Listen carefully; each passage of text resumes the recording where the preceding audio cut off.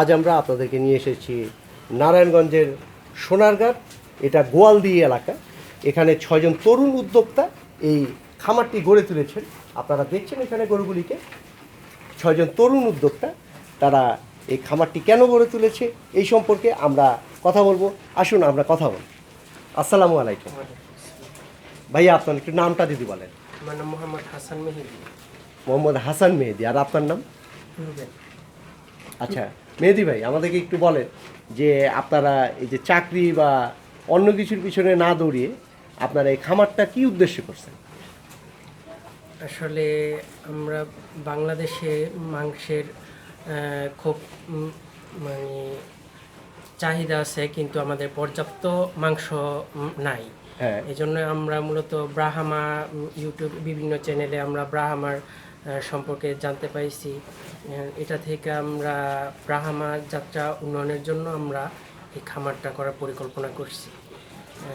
এখন কতদিন আগে এই খামারটা করছেন? আমরা গত 1 বছর আগে খামারটা গড়ে তুলছি 6 জন ফ্রেন্ড মিলে। আচ্ছা এখন 1 বছর একটু বেশি হয়। আচ্ছা, 1 বছর একটু বেশি সময় ধরে। আচ্ছা, প্রথমে কয়টা গরু দিয়ে শুরু করছিলেন? প্রথমে আমরা 3টা ষাঁড় দিয়ে শুরু করছিলাম। 3টা সার দিয়ে। তারপরে তারপর আমরা একটা ভালো গাভী কিনছিলাম, কিন্তু গাভীটা পরবর্তীতে নষ্ট হয়ে গেছিল, আমরা আবার সেল করে দিয়েছি। আচ্ছা, গাভীটা নষ্ট হয়ে গেছিল, মানে গাভীর প্রজেক্টটা আপনারা লস খাইছে। হ্যাঁ হ্যাঁ, এই লসটা কেন খাইছিলেন? লসটা আসলে আমরা তো কেউ অভিজ্ঞ না, আবার আমরা যে রাখাল রাখছিলাম ওই রাখালও গাভীটাকে ঠিকমতো টেক কেয়ার করতে পারে নাই, এই জন্য গাভীটা নষ্ট হয়ে গেছে। আচ্ছা আচ্ছা, মানে ট্রেনিংয়ের অভাবে যে জিনিসটা হয় আর কি। আচ্ছা ভাই, আপনার কাছে আমরা একটু শুনি যে এই যে আপনারা প্রজেক্টটা করছেন, ব্রাহ্মার প্রজেক্ট দিয়ে শুরু করছিলেন, তারপরে তো ব্রাহ্মা তো আর নেই আপনাদের এখানে। এখন তো আমরা সব দেখছি আপনার এখানে গরু মোটা তাজাকরণের জন্যই আপনাদের এটা।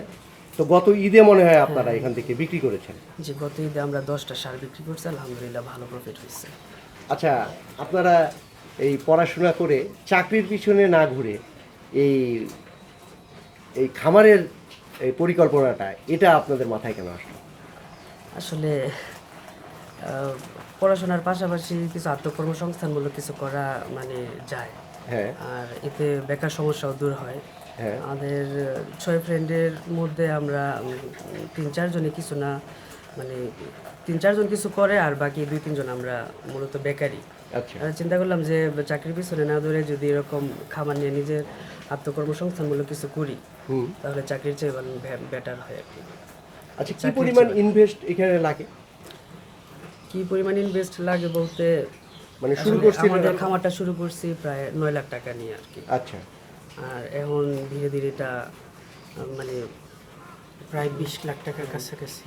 20 লাখ টাকার মতো মূলধন আর কি। আচ্ছা, এখন তো আপনাদের এখানে ব্রাহ্মা নিয়েছেন আপনারা। জি, আচ্ছা, আমাদেরকে যদি একটু দেখান ওই ব্রাহ্মার বাচ্চা সহ একটা ব্রাহ্মা মনে হয় কিনেছেন আপনারা।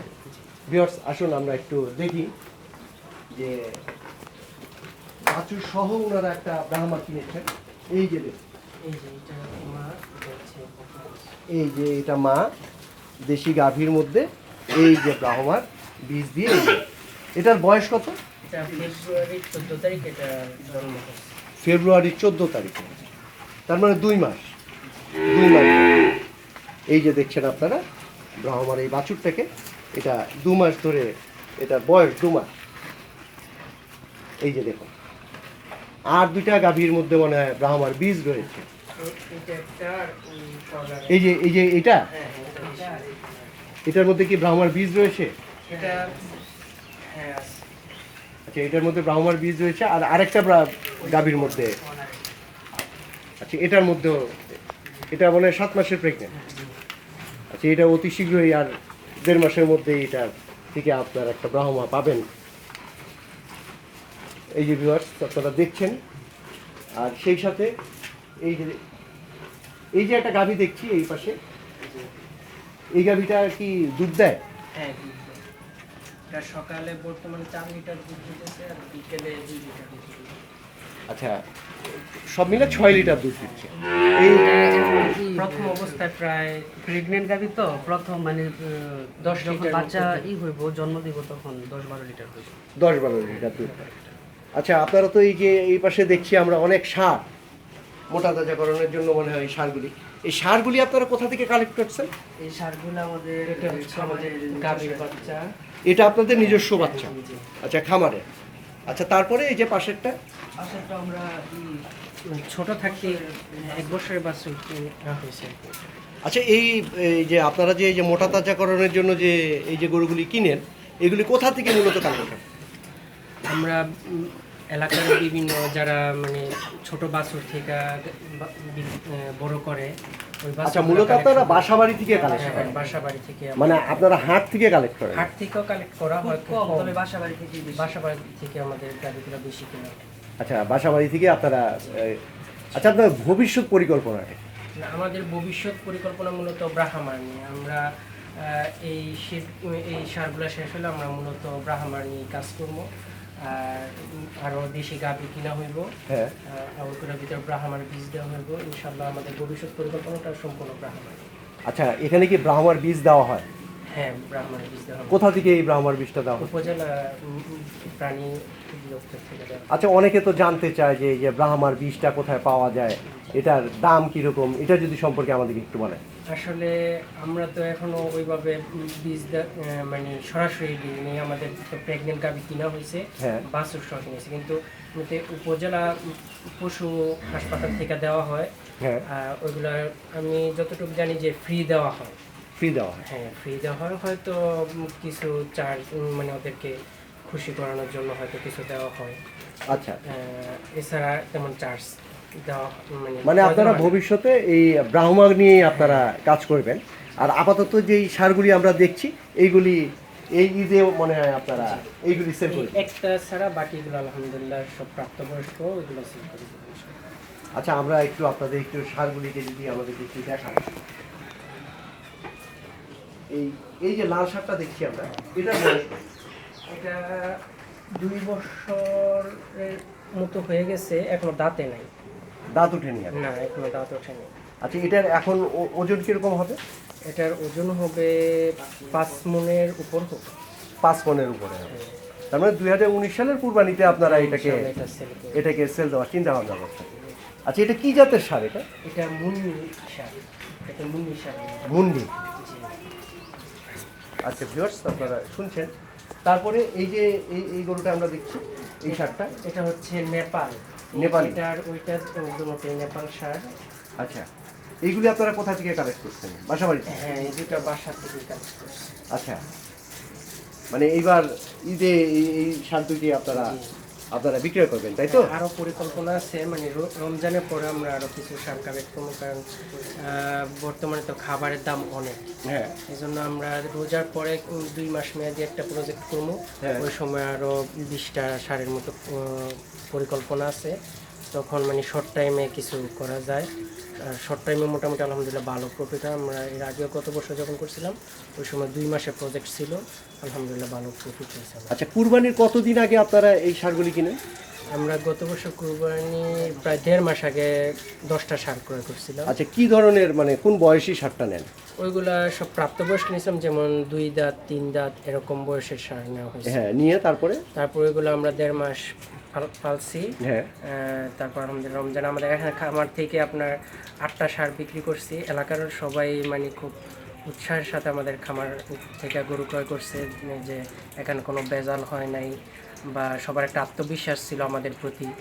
মানে এই জন্য সবাই আমাদের থেকে আগ্রহ সহকারে সারগুলো নিচ্ছে। একদিনে আমরা প্রায় 7টা সার বিক্রি করে ফেলছিলাম। আর পরে আমাদের পৌরসভার হাটে 2টা সার নিয়ে গেছিলাম। ওই জায়গা থেকে আমাদের পৌরসভার মেয়র আমাদের সার 2টা নিয়ে গেছে। আচ্ছা আচ্ছা আচ্ছা, এটা তো খুবই ভালো একটা উদ্যোগ যে আপনারা ইয়াং জেনারেশন এখন এই যে নিজেরাই স্বাবলম্বী হওয়ার জন্য, তো অনেকেই তো এরকম চেষ্টা করে, তো তাদের জন্য আপনারা অবশ্যই একটা উদাহরণ। তা আমাদেরকে একটু বলেন যে এই যে একটা সার কেনার পরে আপনারা 1.5 মাস যে এটাকে খাওয়া দাওয়া করান, এই একটা পূর্ণবয়স্ক সারকে খাওয়া দাওয়ার পিছনে প্রতিদিন কি পরিমাণ অর্থ যায়? আমাদের ওই গত বছর যে পরিমাণ না খাওয়াইছিলাম আমরা 1.5 মাসে, একটা সারের মাথা পিছু আমাদের 10,000 টাকা করে খরচ করছে মাসে? মাস।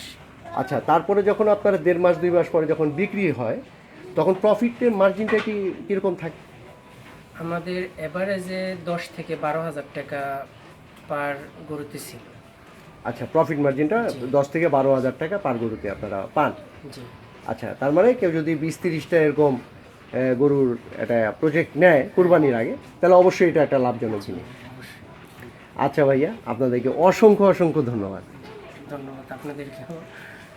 ভিউয়ার্স, আপনাদেরকে এতক্ষণ আমরা দেখালাম এই খামারটি, যে 6 জন তরুণ উদ্যোক্তা এই খামারটি তৈরি করেছেন এবং তাদের ভবিষ্যৎ পরিকল্পনা আপনারা শুনলেন ওনাদের মুখ থেকে, যে ওনারা ব্রাহ্মা নিয়ে কাজ করতে আগ্রহী। একটা ব্রাহ্মা বাচ্চা সহ ওনারা কিনেওছেন, আর 2টি গরু প্রেগনেন্ট অবস্থায় এখন রয়েছে। 2-1 মাসের মধ্যেই একটা গরুর ব্রাহ্মা একটা বাচ্চা হবে। আর এই যে গরুগুলি দেখছেন, এইগুলি ওনাদের কুরবানির জন্য, এই 2019 সালের কুরবানির জন্য এই গরুগুলি উনিরা এই প্রজেক্ট, ওনারা কুরবানির সময় আরও কিছু গরু কিনবেন। তা আমরা সবসময় চাই নতুন নতুন উদ্যোক্তা গড়ে উঠুক, এবং দেশে বেকার সমস্যা যেভাবে বৃদ্ধি পাচ্ছে, সেই বেকার সমস্যার সমাধান অবশ্যই এই খাবারের মাধ্যমে কিছুটা হলেও লাঘব হবে। আপনারা ভালো থাকবেন সবাই। আপনাদের সকলের জন্য অসংখ্য অসংখ্য শুভকামনা।